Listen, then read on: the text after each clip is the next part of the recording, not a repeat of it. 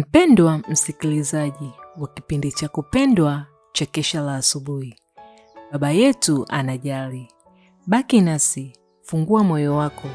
Usisahau kusubscribe na kusambaza kwa wengine. Mungu akubariki.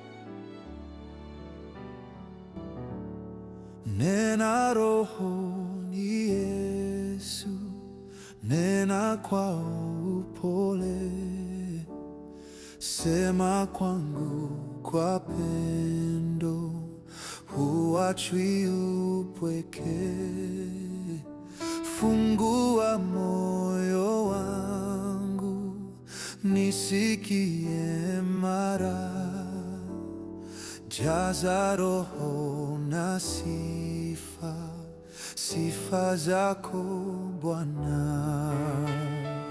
Kila siku nene vile kwa upole, nong'oneza kwa upole, upole wa pendo. Daima utashinda, uhuru ni wako. Nisikie maneno, huachwi upweke. Karibu katika Kesha la Asubuhi la Machi 8. Somo lisemalo, uweza wa Yesu uokoao. Hebu na tuombe. Baba wa mbinguni, asante kwa asubuhi njema uliotupatia. Tunapoenda kutafakari maneno yako, tunaomba uwe pamoja nasi. Tunaomba yote kwa jina mwanao mpendwa Yesu Kristo, amina. Naye akaniambia, neema yangu ya kutosha, maana uweza wangu hutimilika katika udhaifu.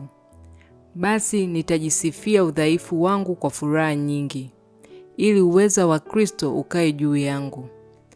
Wakorintho wa pili 12 mstari wa 9.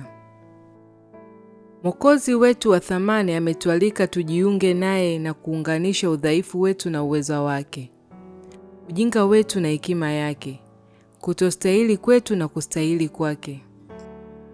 Usahihi mkubwa katika kutii sheria haungempa mtu awaye yoyote haki ya kuingia katika ufalme wa mbinguni. Lazima kuwe na kuzaliwa upya, akili mpya kwa njia ya utendaji kazi wa Roho wa Mungu, ambako kunafanya maisha kuwa safi na kuifanya tabia kuwa adilifu. Muunganiko huu na Mungu humfanya mtu kufaa kwa ajili ya ufalme wa mbinguni wa utukufu.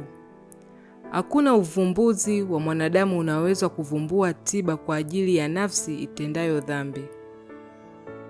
Lazima kuwe na nguvu itendayo kazi tokea ndani, maisha mapya toka juu, kabla ya wanadamu hawajabadilishwa kutoka dhambini hadi kuwa watakatifu. Nguvu hiyo ni Yesu. Neema yake pekee ndiyo inayoweza kuuisha nguvu zisizo na uhai za nafsi na kuivuta kwa Mungu kwenye utakatifu. Wazo kwamba ni muhimu tu kuendeleza mazuri yaliyopo ndani ya mwanadamu kwa asili ni udanganyifu mbaya. Basi mwanadamu wa tabia ya asili hayapokei mambo ya Roho wa Mungu, maana kwake huyo ni upuuzi, wala hawezi kuyafahamu, kwa kuwa yatambulikana kwa jinsi ya rohoni. Wakorintho wa kwanza 2 mstari wa 14. Imeandikwa kuhusiana na Kristo, ndani yake ndimo ulimokuwemo uzima, nao ule uzima ulikuwa nuru ya watu. Jina pekee chini ya mbingu waliopewa wanadamu litupasalo sisi kuokolewa kwayo. Yohana 1 mstari wa 4 na Matendo 4 mstari wa 12. Mtume Paulo alitamani usafi, haki, ambavyo kwa yeye mwenyewe hakuwa na uwezo wa kuvifikia. Akalia kwa sauti, ole wangu maskini mimi! Ni nani atakayeniokoa na mwili huu wa mauti? Warumi 7 mstari wa 24. Hicho ni kilio ambacho kimeenda juu toka kwenye mioyo iliyolemewa duniani kote katika zama zote. Kuna jibu moja tu kwa wote.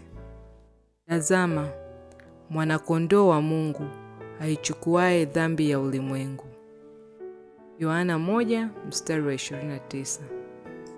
Na huu ndio mwisho wa somo lisemalo, uweza wa Yesu uokoao. Hebu na tuombe. Baba wa mbinguni, asante kwa somo zuri ulotupatia.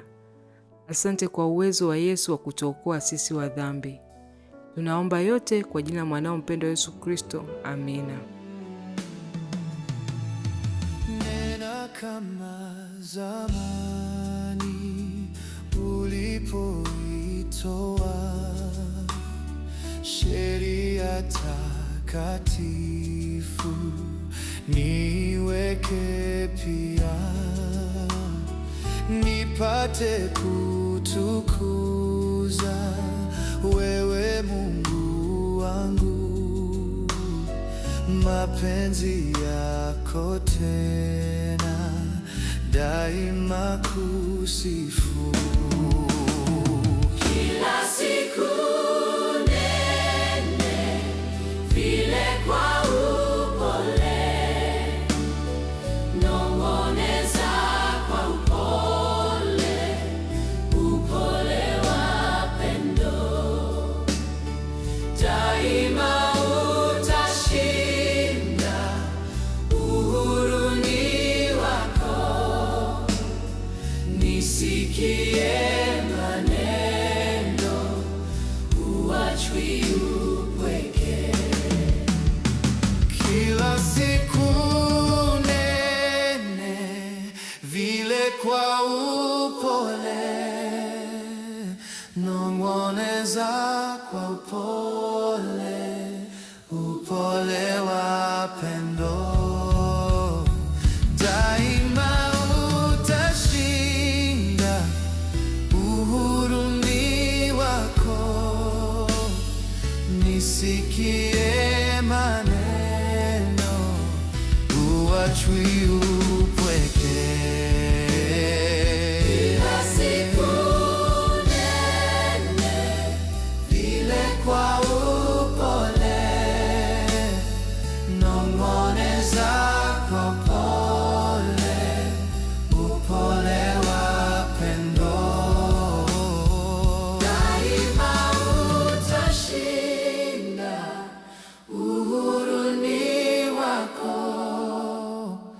Nisikie maneno, Huachwi